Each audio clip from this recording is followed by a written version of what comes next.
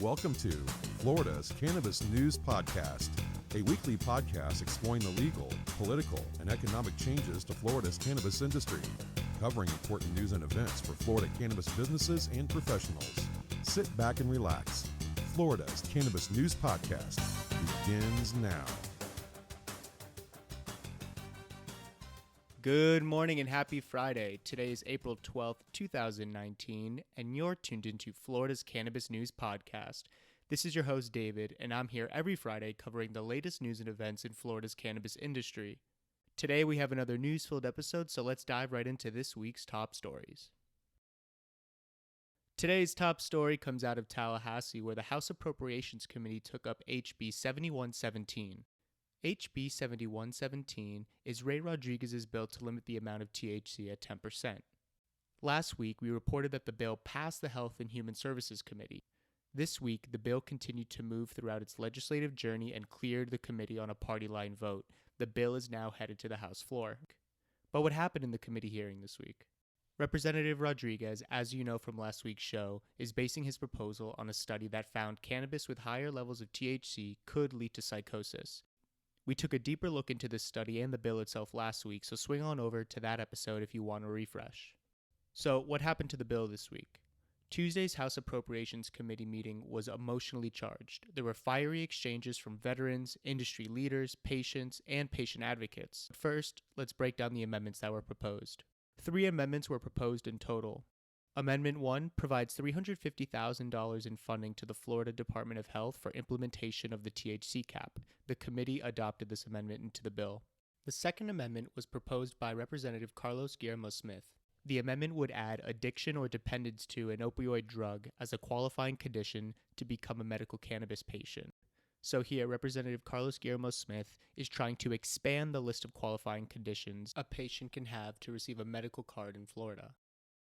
Currently, there are 13 qualifying conditions a patient can have to receive a medical card. This amendment garnered support from other representatives. Representative Joe Geller said the amendment was an opportunity to do something about the problem of opioid addiction in Florida, to help people who want to get off the drug.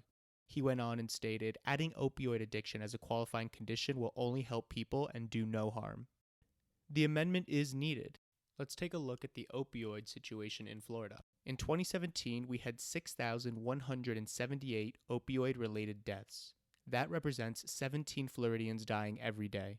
And it was an 8% increase over the prior year, according to the annual report from the Florida Medical Examiners Commission. Medical cannabis has become not a gateway drug, but almost as an exit drug for addiction to opiates. Cannabis has helped people wean themselves off even a more powerful medicine that has the ability to kill them. During the debate on this second proposed amendment, Representative Raf Masulo, a Citrus County Republican and dermatologist, acknowledged Florida's opioid crisis, but he said he was concerned the proposal would be substituting one addiction with an equally addicting drug, speaking of cannabis. That quote shows the lack of understanding on a scientific level some lawmakers have about cannabis as a plant and as a medicine.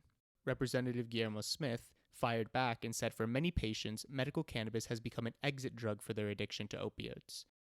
The committee hearing this week was filled with a lot of members of the public, one being veteran and Florida resident Kelly Wallers-Parrott. She said she used medical cannabis to wean herself off prescription painkillers she had become hooked on. She explained that I'm a better mom, I'm a better nurse, and I'm a better human being.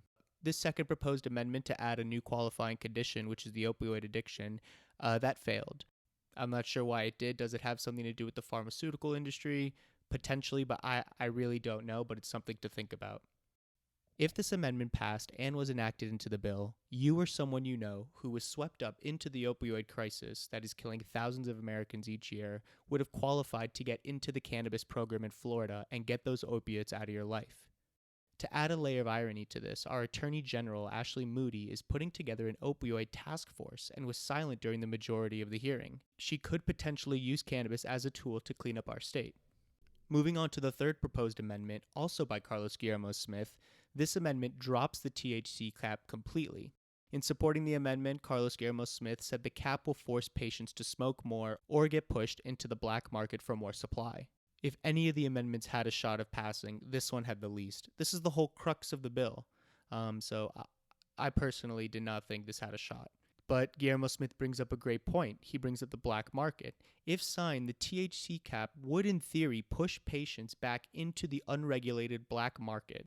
Every state is contending with a black market that composed of more than 85% of cannabis sales in North America in 2016. One benefit of legalizing the plant in a medical or adult use form is to reduce the sales of unregulated black market products. We have no idea what's in those plants. There could be pesticides or other laced with other chemicals. Continuing the story with comments made by members of the public. There was a wide diversity of people, social workers, veterans, dispensary owners, recovering addicts, cancer patients, all spoke at the hearing. Jim Rossico was live tweeting all the quotes. It was amazing. I'm going to attach that link to his feed in the show notes so you can go and get some more details. One compelling member of the public was a man who said he has osteoarthritis. He has no cartilage left in his lower joints and says he will be essentially sentenced to home imprisonment if a cap passes. He won't be able to walk. He went on to explain that he needed a high THC dose. Being a cancer survivor, having no thyroid, he needed high doses of THC to get into his blood system to make sure he was medicated. The thing is that some conditions require THC to provide relief. THC has important medical benefits to certain conditions, for example, Alzheimer's, where a main issue is lack of appetite. THC provides appetite-stimulating effects and helps patients maintain a stable body weight. Continuing on with HIV and AIDS, these patients need the appetite-stimulating effect of THC. THC can sometimes double the patient's appetite and helps them retain a stable body weight over a long period of time. Ray Rodriguez's bill begs the question of who is best suited and positioned to decide what THC content is going to be the most effective, lawmakers or a doctor? Lawmakers obviously chimed in the debate. Starting with Representative John Cortez, a Democrat out of Kissimmee, he explained that the bill was useless in his opinion, and that dispensaries are already selling flower with 16% THC and vape cartridges with higher concentrations than that. Cortez asked, "Why are we going back?" referencing the low THC days in 2014. Tensions continued to flare throughout the discussion of the measure, culminating when Tyler King, who owns a CBD shop in Gainesville, accused the committee of second-guessing patients' needs. King went up to the podium and said, "It's an insult for all of you to sit here and act like you know what's better for us when you don't." Representative Carrie Pigman, an Avon Park Republican, left the committee room when King spoke. As Representative Pigman walked out, King, gesturing at him, said, "Now he's walking out of the room because I called him out." This outburst prompted Committee Chairman Travis Cummings to call the sergeant, who, accompanied by his aides, closed in on King and others. Cummings scolded King and said, "Let me tell you something, don't get personal. Personal insults are not going to be tolerated, folks. I don't care what side you're on." AltMed, also known as Move, has been the most vocal dispensary about this issue. Their Director of Governmental Affairs, Ron Watson, spoke at the hearing, and the company released a public statement this week. In their public statement, AltMed formally opposes the House bill and explains that the research Ray Rodriguez is using is flawed. In closing on the bill, Ray Rodriguez again turned to the research, showing THC has increased greatly in cannabis over the years, suggesting the plant is too potent now. As Ron Watson told lawmakers, the data in the study means that no scientifically valid conclusion can be drawn. But the study is more flawed than that. It was an observational study and did not verify causation whatsoever. Another difference is that all of the cannabis collected was in Europe. The study was not done on domestically grown U.S. cannabis. Yes, we do have a psychosis problem in this country, but it's not being caused by cannabis. It's being caused by things like Ritalin. In continuing to support his bill, in addition to reinforcing this study, Ray Rodriguez explained that the bill has many good things in it. He mentioned the waiver of the $75 fee to get a card for military veterans. He went on to say that lab testing and other quality assurance measures are written into the bill. Veterans at the hearing responded and said it was wrong to tie their benefits to the potency cap, and explained that we can't put this cap on the backs of veterans. Rodriguez also kept mentioning New Jersey and explained that they implemented a THC cap. But here's the thing with New Jersey. New Jersey is a CBD program, like we had before, basically what we had. It begs the question again, do we want to go back to 2014 instead of moving forward and progressing? Governor Ron DeSantis just improved our program greatly by lifting the ban on smokable whole flower. This would set us back years of work. Representative Rodriguez drew comparisons to Amsterdam, which placed a cap on their THC as well. But here's the problem with Amsterdam. Amsterdam doesn't even have a medical or recreational program. What they have is a program of tolerance. So you can go to their coffee shops where they have cannabis and you could purchase the cannabis and use it on site. But their cannabis does not come from a legal regulated source. In Amsterdam, or the Netherlands in general, it's illegal to grow and give to the coffee shops. They get their cannabis from the black market. Amsterdam should not be viewed as a model. Representative Rodriguez is comparing apples to oranges in this scenario.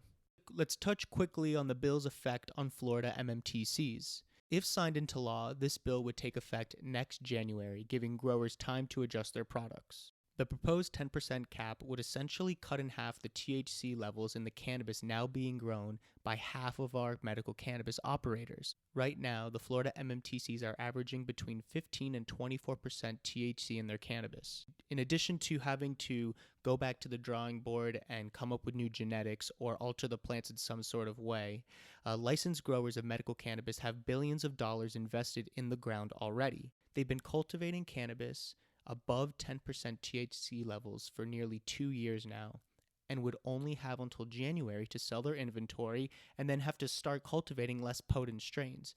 Hypothetically speaking, if the bill is signed, what do these MMTCs do with their current crops with the THC levels above 10%? There is a silver lining in all this, folks. First, no companion bill exists in the Senate, so the proposal's future could die in the Senate. There's only a few weeks to go in the legislative session, and no companion bill exists, nor is there a potential Senate sponsor. If a Senate companion bill does come up, and hypothetically worst case scenario, we lose on that too, don't forget DeSantis is still there. He wanted to lift the smoking ban, but does he want to send this program back and lose 5 years of progress? I'm not sure. Speaking of the Senate President Bill Galvano, Republican out of Bradenton, commented on the bill this week and said he supports the policy. However, he believes it would be challenging to reopen issues this late in session related to medical cannabis. Another silver lining, in my opinion, there were many good points made in the hearing publicly where lawmakers, people of influence heard. A lot of passionate people were testifying, some which became too passionate at times and almost got kicked out, but their point was made. It proves that Floridians will not take this line down.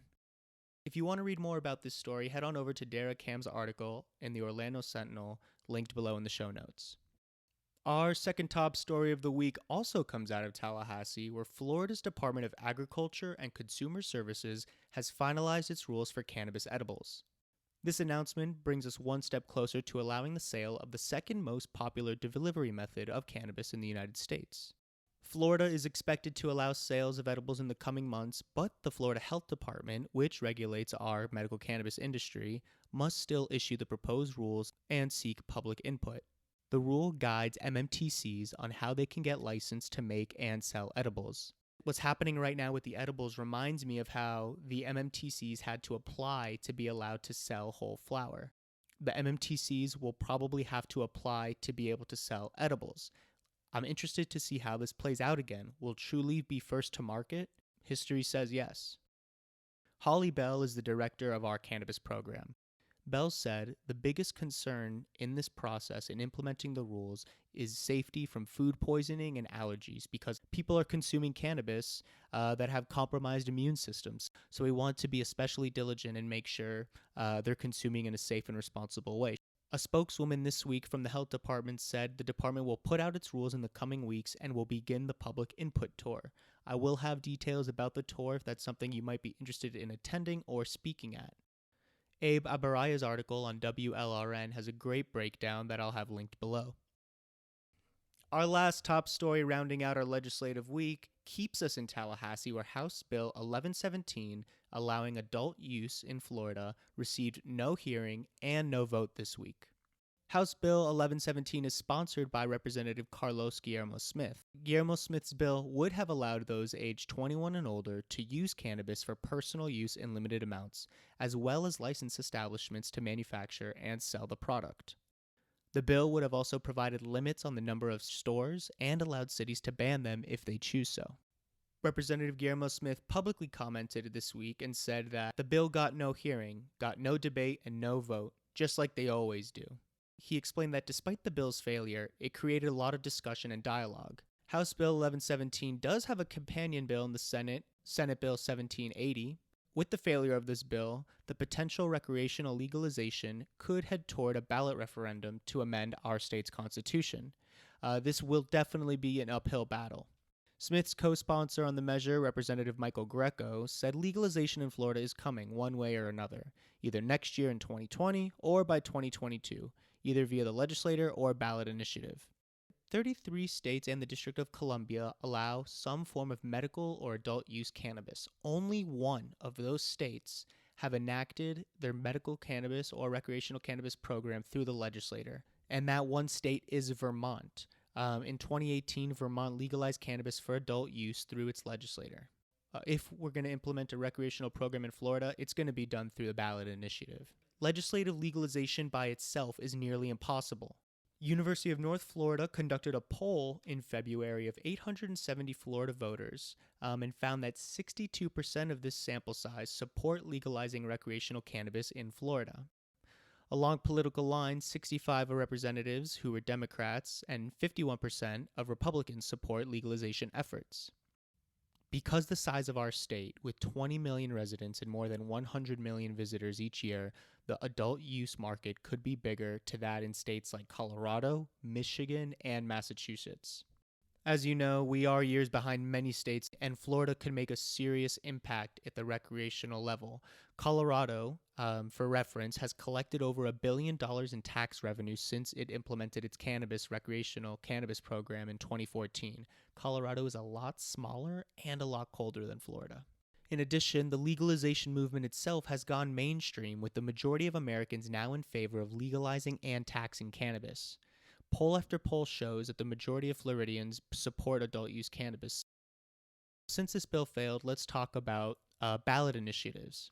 In order to get on the ballot, petitions need roughly 750,000 valid signatures. Once it's on the ballot, it needs 60% of approval from voters. That might seem like a big hurdle, but Floridians voted our medical cannabis program in by a record high of 71% of the vote. Orlando attorney John Morgan has said he wants to put recreational cannabis on the ballot as a referendum in 2020.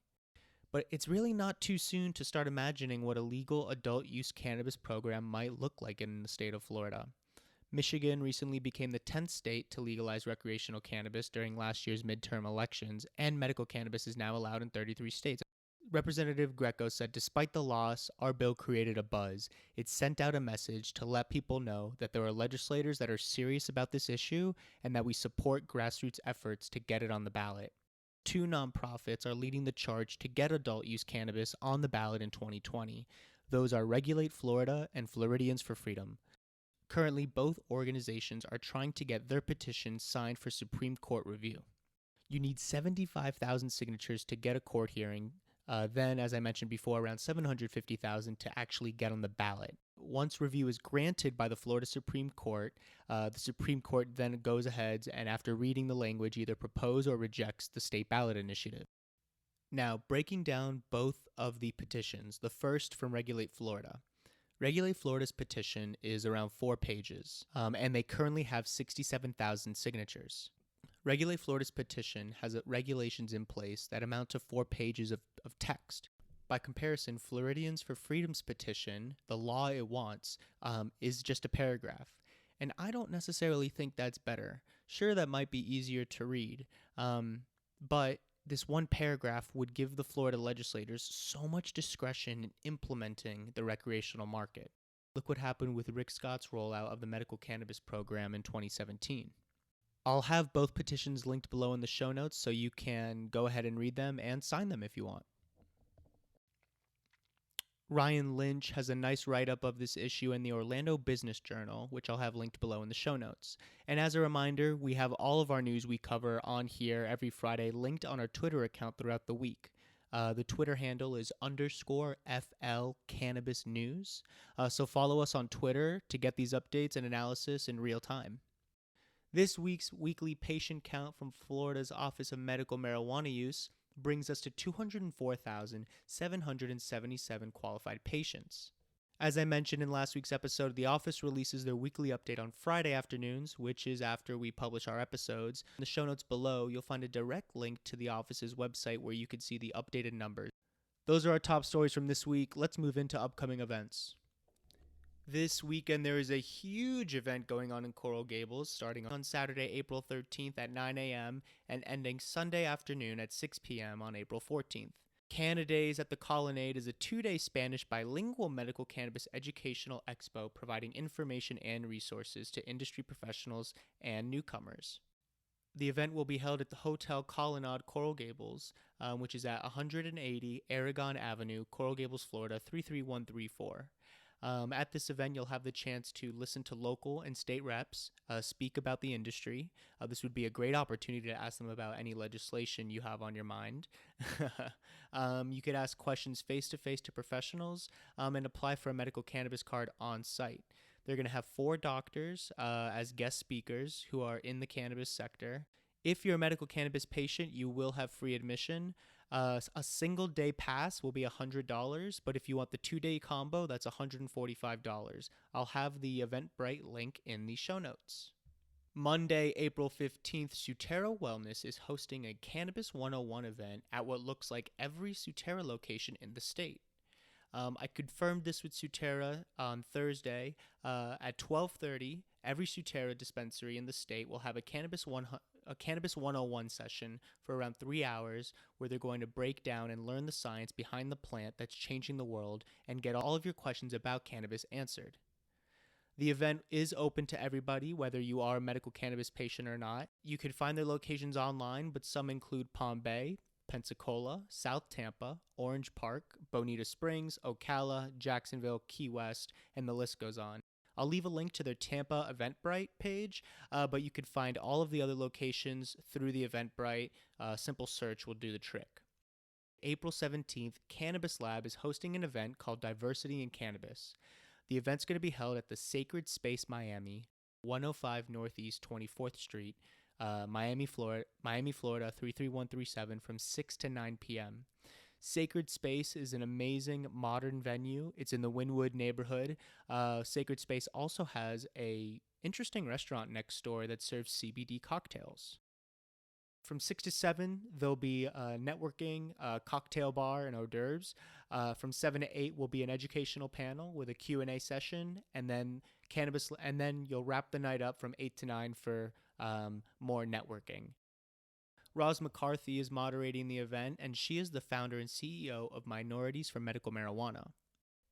One of the panelists is Jose Hidalgo, who is the founder and CEO of Knox Medical, one of Florida's medical marijuana treatment centers. Tickets are $50 for non-members, but Cannabis Lab does offer yearly memberships for $300. For 12 events a year, that ends up being $25 an event, and it's, in my opinion, well worth it. I'll have a link again to this event Wednesday, April 17th in the show notes. That's it for Florida's top cannabis news and events. If you have any stories or events you want to share, head on over to our Twitter account _FLCannabisNews or email us at floridacannabisnewspodcast@gmail.com. And review us 5 stars on iTunes or the podcast app you listen on. Share with your friends who are interested in the cannabis industry. Thank you so much for staying up to date with Florida's cannabis industry. I'll be back again with you next Friday for another news-filled episode of Florida's Cannabis News Podcast. Have a great weekend.